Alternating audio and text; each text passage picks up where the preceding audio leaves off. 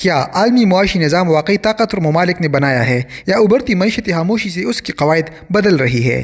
دنیا کا مالیاتی نظام بظاہر مستحکم دکھائی دیتا ہے، مگر اس کی اصل حرکت وہاں شروع ہوتی ہے جہاں نئی معاشی کھلاڑی اپنی جگہ بنانے کی کوشش کرتے ہیں۔ ابھرتی معیشتی نظام کو توڑنے کی کوشش نہیں کرتے، بلکہ اس کے اندر رہتے ہوئے اس کی رفتار بدل دیتی ہے۔ یہی آہستہ تبدیلی وقت کے ساتھ طاقت کے توازن کو نئی سمت دیتی ہے۔ کیا ابھرتی معیشتی نظام کو مانتے ہوئے بھی اسے تبدیل کر دیتی ہے؟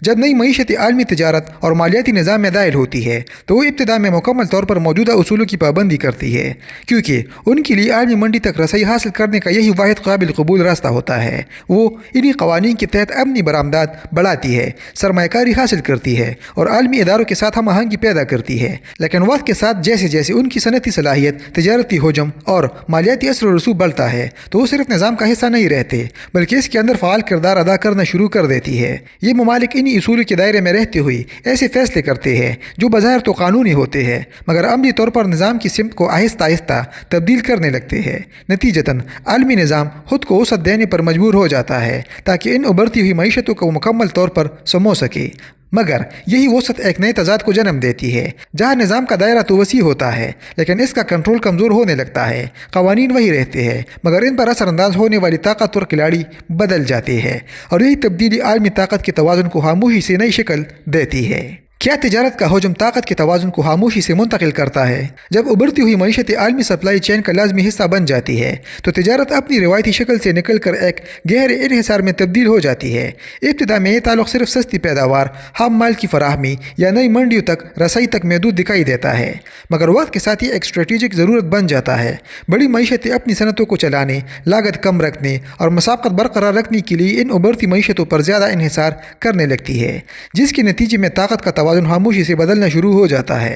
یہ تبدیلی فوری طور پر نظر نہیں آتی کیونکہ مالیاتی اصول اور عالمی قواعد بظاہر اب بھی طاقتور ریاستوں کے کنٹرول میں ہوتے ہیں، لیکن جیسے جیسے انحصار بڑھتا ہے فیصلہ سازی کا اصل وزن آہستہ آہستہ ان معیشتوں کی طرف منتقل ہونے لگتا ہے جو سپلائی چین کا مرکز بن چکی ہوتی ہے۔ وہ اپنی پیداوار، برآمدات یا رسد میں معمولی تبدیلی کے ذریعے پوری نظام کو متاثر کرنے کی صلاحیت حاصل کر لیتی ہے۔ وقت کے ساتھ یہ ایک ایسا تضاد پیدا کرتا ہے جہاں قوانین تو بڑی طاقتیں بناتی ہے مگر ان قوانین کی حقیقی نتائج ابھرتی معیشتیں طے کرنے لگتی ہے۔ یہی تضاد عالمی معاشی نظام کے اندر مسلسل دباؤ پیدا کرتا ہے جو آخرکار نظام کی سمت اور طاقت کے توازن کو نئی شکل دیتا ہے۔ کیا قرض لینے والا آخرکار نظام پر اثر انداز ہو سکتا ہے؟ ابتدا میں ابھرتی ہوئی معیشت عالمی مالیاتی نظام میں ایک کمزور پوزیشن کے ساتھ داخل ہوتی ہے جہاں وہ زیادہ تر قرض لینے والے کے کردار میں نظر آتی ہے۔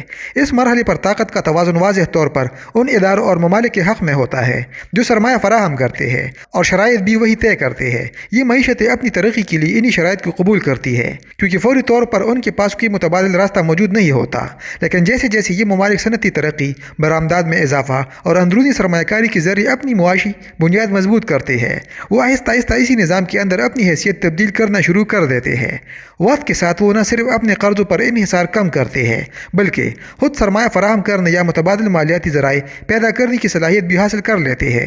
یہی وہ مرحلہ ہوتا ہے جہاں نظام کے اندر طاقت کی سمت خاموشی سے بدلنے لگتی ہے، جب قرض دینے والے اداروں کو یہ احساس ہوتا ہے کہ سرمایہ اب ایک ہی سمت میں محدود نہیں رہا تو انہیں اپنی شرائط میں لچک پیدا کرنی پڑتی ہے۔ اگر وہ ایسا نہ کرے تو سرمایہ تیزی سے متبادل راستوں کی طرف منتقل ہو سکتا ہے۔ اس طرح کنٹرول آہستہ آہستہ ایک جگہ مرکوز رہنے کے بجائے تقسیم ہونا شروع ہو جاتا ہے جو عالمی مالیاتی نظام کی توازن کو نئی شکل دیتا ہے۔ کیا متبادل مالیاتی راستے نظام کے اندر خاموش مقابلہ پیدا کرتے ہیں؟ جب ابھرتی معیشتیں اپنی علاقائی بینکنگ، ادائیگی کے نظام یا تجارتی معاہدے تشکیل دیتی ہے تو وہ روایتی عالمی نظام کے ساتھ براہ راست تصادم کا راستہ اختیار نہیں کرتے بلکہ ایک متبادل راستہ خاموشی سے کھول دیتی ہے۔ ابتدا میں یہ نظام چھوٹے، محدود اور محسوس حدوں تک محدود دکھائی دیتے ہیں، اس لیے انہیں فوری خطرہ نہیں سمجھا جاتا، مگر جیسے جیسے وقت گزرتا ہے اور زیادہ ممالک سہولت، تیزی اور کم لاگت کو ترجیح دینے لگتے ہیں، یہ متبادل راستے آہستہ آہستہ مضبوط ہونا شروع ہو جاتے ہیں۔ یہی وہ مرحلہ ہوتا ہے جب پرانا مالیاتی نظام پہلی بار حقیقی مقابلے کا سامنا کرتا ہے۔ یہ مقابلہ کسی اعلان، معاہدے یا تصادم کے بغیر ہوتا ہے مگر اس کے اثرات گہرے ہوتے ہیں۔ ممالک اپنی ضروریات کے مطابق ان نئے نظاموں کو اپنانا شروع کر دیتے ہیں جس سے روایتی ڈھانچے کی گرفت کمزور ہونے لگتی ہے۔ اس صورتحال میں پرانے مالیاتی اداروں اور نظاموں کے پاس دو ہی راستے بچتے ہیں، یا تو وہ سختی سے اپنے اصولوں پر قائم رہے اور اثر و رسوخ کو دے، یا پھر لچک دکھائے اور خود کو بدلتے حالات کے مطابق ڈالے۔ زیادہ تر صورتوں میں وہ لچک کو ترجیح دیتے ہیں، جس کے نتیجے میں قواعد خاموشی سے نرم ہونے لگتے ہیں اور عالمی مالیاتی نظم ایک نئے توازن کی طرف بڑھنے لگتا ہے۔ کیا کرنسی کا کردار تب بدلتا ہے جب اعتماد تقسیم ہو جائے؟ عالمی معاشی نظام میں کسی بھی کرنسی کی طاقت صرف اس معیشت کے حجم یا پیداوار پر منحصر نہیں ہوتی، بلکہ اس کے ساتھ جڑے ہوئے اعتماد کے تسلسل پر قائم ہوتی ہے۔ یہ اعتماد اس وقت بنتا ہے جب ممالک، ادارے اور سرمایہ کار مسلسل اسی کرنسی کو لین دین، ذخیرہ اور بین الاقوامی معاہدوں میں استعمال کرتے رہتے ہیں۔ مگر جب ابھرتی ہوئی معیشتیں اپنی ترجیحات کو مختلف کرنسیوں میں تقسیم کرنا شروع کرتی ہے تو وہ بظاہر کسی ایک نظام سے علیحدگی کا اعلان نہیں کرتے، لیکن عملی طور پر اعتماد کی اس مرکزیت کو آہستہ آہستہ کمزور کرنے لگتی ہے۔ ابتدا میں یہ تبدیلی معمولی اور محدود نظر آتی ہے، جیسے چند طرفہ معاہدے یا محسوس شعبوں میں متبادل کرنسیوں کا استعمال، لیکن وقت کے ساتھ جب یہ رجحان بڑھتا ہے تو عالمی تجارت میں ایک نیا تنوع پیدا ہو جاتا ہے، جہاں لین دین ایک ہی کرنسی کی بجائے مختلف کرنسیوں میں ہونے لگتا ہے۔ اس سے نہ صرف خطرات تقسیم ہوتے ہیں، بلکہ کسی ایک مالیاتی مرکز پر انحصار بھی کم ہو جاتا ہے۔ یہی عمل رفتہ رفتہ ایک ایسے ماحول کو جنم دیتا ہے جہاں مالیاتی طاقت ایک ہی مرکز کی بجائے کئی مراکز میں پھیل جاتی ہے۔ نتیجتاً عالمی اقتصادی ترتیب کی بنیاد خاموشی سے تبدیل ہونے لگتی ہے اور طاقت کا توازن ایک نئے، زیادہ متنوع اور پیچیدہ نظام کی طرف بڑھ جاتا ہے۔ کیا آبادی اور منڈی کا حجم مالیاتی قواعد کو بدلنے پر مجبور کرتا ہے؟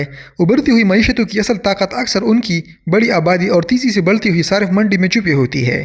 یہی وہ عنصر ہے جو عالمی کمپنیوں اور سرمایہ کاروں کو اپنی طرف متوجہ کرتا ہے، کیونکہ وسیع منڈی کا مطلب زیادہ فروخت، زیادہ منافع اور طویل مدتی مواقع ہوتا ہے۔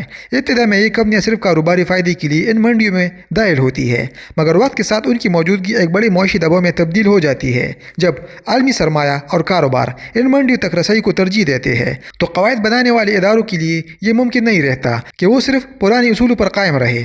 انہیں انہی ابھرتی معیشتوں کے حالات، ضروریات اور ترجیحات کو مد نظر رکھنا پڑتا ہے۔ اس عمل میں بظاہر قوانین وہی رہتے ہیں، مگر ان کی تشریح آہستہ آہستہ بدلنے لگتی ہے اور یہی تبدیلی اصل اثر پیدا کرتی ہے۔ یہ نئی تشریح کاروباری فیصلوں، سرمایہ کاری کے بہاؤ اور مالیاتی رویوں کو ایک مختلف سمت میں لے جاتی ہے۔ وقت کے ساتھ ہی چھوٹی اور نرم تبدیلیاں جمع ہو کر ایک بڑے فرق میں بدل جاتی ہے، اور چند دہائیوں بعد یہی تبدیلیاں عالمی نظام کی بنیادی ساخت کو خاموشی سے نئی شکل دے دیتی ہے، جہاں طاقت کا توازن پہلے سے مختلف ہو چکا ہوتا ہے۔ کیا نظام کی سختی خود اس کی کمزوری بن جاتی ہے؟ طاقتور مالیاتی ڈھانچے عام طور پر استحکام برقرار رکھنے کے لیے سخت اور واضح اصول وضع کرتے ہیں تاکہ عالمی سطح پر اعتماد قائم رہے اور غیر یقینی صورتحال کم ہو۔ یہ اصول ابتدا میں مؤثر بھی ثابت ہوتے ہیں کیونکہ وہ ایک منظم فریم ورک فراہم کرتے ہیں جس کے تحت ممالک اور ادارے کام کرتے ہیں، مگر جیسے جیسے ابھرتی ہوئی معیشتیں اپنے مختلف معاشی حالات، ترجیحات اور چیلنجز کے ساتھ اس نظام کا حصہ بنتی ہے، یہ یکساں اصول مسلسل آزمائش میں آ جاتے ہیں۔ جب قواعد زمینی حقیقت سے ہم آہنگ نہیں رہتے تو ممالک اپنی ضروریات پوری کرنے کے لیے متبادل راستے تلاش کرنا شروع کر دیتے ہیں۔ یہ متبادل کبھی علاقائی تعاون کی صورت میں سامنے آتے ہیں تو کبھی نئی مالیاتی طریقوں یا غیر روایتی معاہدوں کی شکل اختیار کر لیتی ہے۔ اس عمل سے اصل نظام کے اندر ایک خاموش دباؤ پیدا ہوتا ہے جو وقت کے ساتھ بڑھتا رہتا ہے۔